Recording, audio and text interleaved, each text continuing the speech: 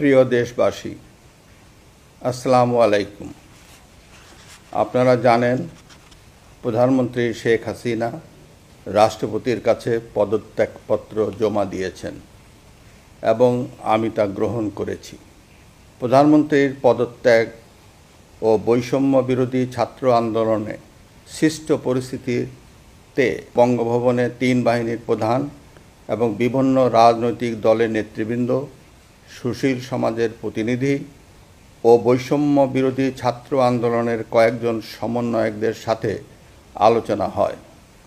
শুরুতেই সেনাপ্রধান বিরাজমান সার্বিক পরিস্থিতি ও রাজনৈতিক দলগুলোর সাথে তার আলোচনা সম্পর্কে আমাকে অবহিত করেন। রাজনৈতিক নেতৃবৃন্দও এ সময় তাদের বক্তব্য তুলে ধরেন। সভায় বৈষম্য বিরোধী ছাত্র আন্দোলনের নিহত